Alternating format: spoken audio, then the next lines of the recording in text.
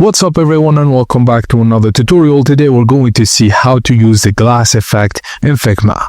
The glass effect, also called as frosted glass, gives your design semi-transparent blurred background that looks like real glass. It's great for UI elements like cards, models, or overlays.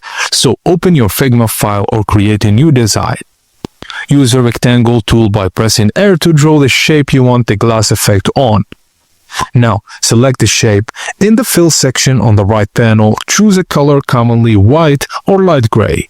Reduce the opacity around 10 to 30% and this will make the background slightly transparent so the blur can show through. Now, with the shape selected, go to the Effects section on the right-hand panel. Click the plus icon, then choose Background Blur. Adjust the blur intensity from 20 to 40 until the effect looks smooth. And the background blur works only if there's something behind the shape, like an image, gradient, or colored layer. Now, to make the glass more realistic, add a stroke. Go to Stroke, then Plus.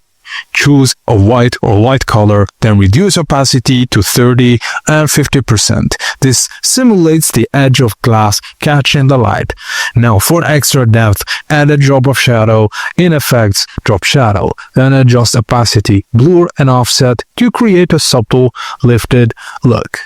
Now place your glass element over a background image or gradient to see the blur effect. Adjust opacity and blur to get the desired intensity. You can use soft light colors with low opacity. And that's it guys, as simple as that. Thank you for watching and please don't forget to like and subscribe for more tips and tricks like this.